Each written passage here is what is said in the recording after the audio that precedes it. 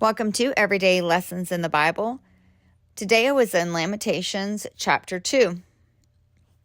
So, Chapter 2,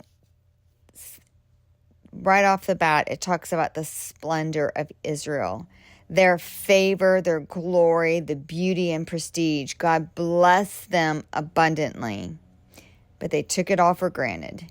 He protected them. He provided for them.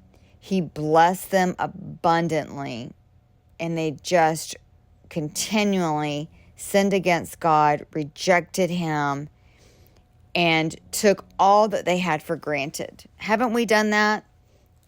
We see all the blessings that God has given us, but we don't honor Him and thank Him for the blessings, and then we just use those blessings almost against God. Like we use them for our good and not for His good, for His glory. He has blessed you for your good, right? And for His glory, but you haven't done that. You've just been selfishly taking all that God has given you and hoarded it for yourself and abused it almost. And when you feel the anger of the Lord is on you, like He isn't with you anymore. You can feel the anger of the Lord on you.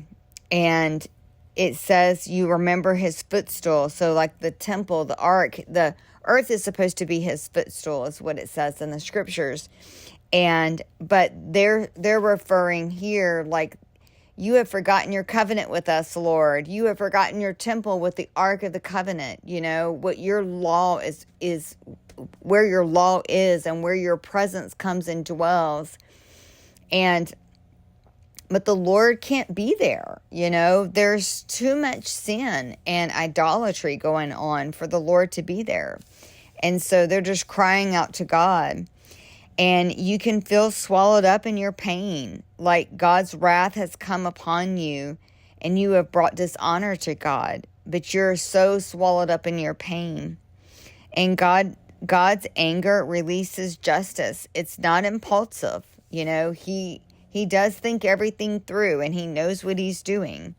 And He does give you many, many, many chances and warnings. And God's hand has been taken off your life when you are in so much sin. His protection is gone and you're exposed. And then now what do? Right? Like you've completely shunned God and turned from God. And so now you're exposed. You feel like God has come against you. He has come against the ones that He loved the most. You felt like He loved you so much He would never come against you. Right? That's what's happening with the children of Israel. Those are His people. He loved the most. And so they never thought God would really do what the prophets were saying. They didn't even believe the prophet. When Jeremiah was trying to tell them what was fixing to happen, they didn't believe it.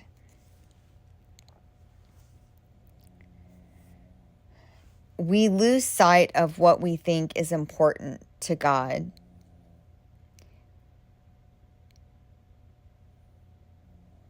He will take it all away to show you that it isn't about you and it isn't about what you're doing. It's about being with Him. He wants your heart. So many times, I think in the children of Israel, but even in today, they had their rituals, they had their feast, they had their prayer, they had all the things that they did, and they thought as long as they did those things, God would continue to bless them and that they weren't doing wrong, but they really were. They were worshiping false gods. They were doing all of these awful things. They were turned over to the evil of the people that were still in the land that God had told them to get out of the land. And those people were distorting, what they thought and what they should be doing. And God will warn you about what is going to happen, but you're not listening. He will take everything away from you till nothing is left, and He will bring you to your knees. And I have personally have experienced that. God gave me a warning years ago about what is to come and what I needed to do. And I tried to do it, but it's hard when people go against you and then you see it's happening. You see God taking it all away and bringing you to your knees. And sometimes maybe it's not just you, maybe it's the people you're hanging around, and they're the ones that are bringing destruction in your life.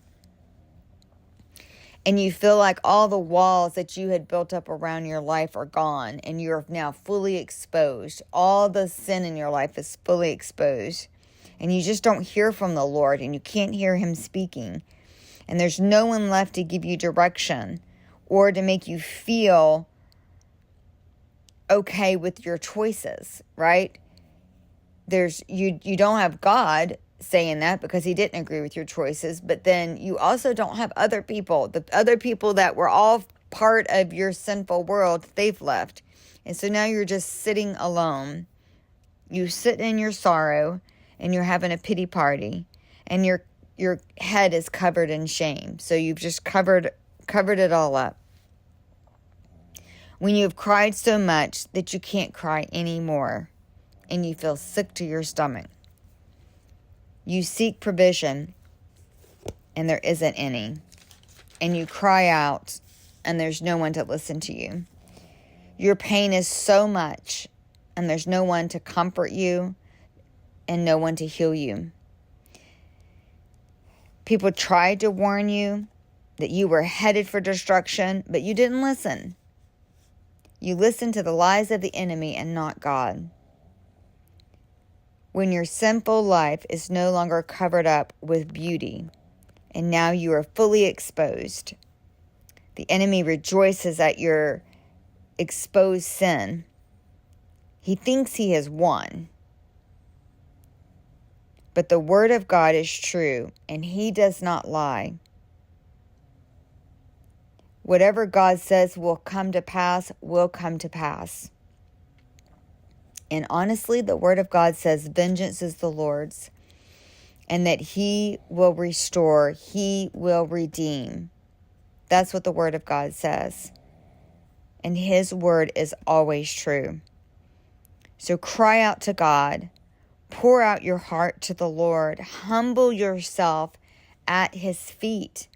Lift up your hands to him like a child who wants a parent to pick them up and love on them and care for them. And when you feel like God's punishment isn't fair, like you were celebrating and having a good time, but then it all came to a halt. And sometimes you feel like in the midst of that, when the destruction has come and your sin is exposed, that the people around you that were innocent, like maybe your children, maybe your family, went through this destruction with you, but they didn't do anything wrong. Like maybe you were in addiction and you had all your loved ones tried, but now they're all having to endure because of the punishment that's coming down on you. Maybe it's cost your children their family. Maybe they've been taken into foster care because of it. You can still come back to the Lord. You can still turn it around. This is what happens, though. You know, there is a wake of destruction that you leave behind you when you are in your sin. But lift up your hands to God. Cry out to God. Turn your heart to God. Because he is waiting and he loves you and he can restore all the years the locusts have stolen. He can redeem your life and give you back more than what you ever had before. He is for you. He is not against you. He is just allowing you to go through the pain and the destruction and the sorrow and the grief and all that you have allowed in your life. He is allowing you to fully sit in it and feel it so that you will turn your heart to him and come back to him and never leave again. Thank you for listening to Everyday Lessons in the Bible. I hope you have a blessed day. Please make sure to like, share, and subscribe to my YouTube channel.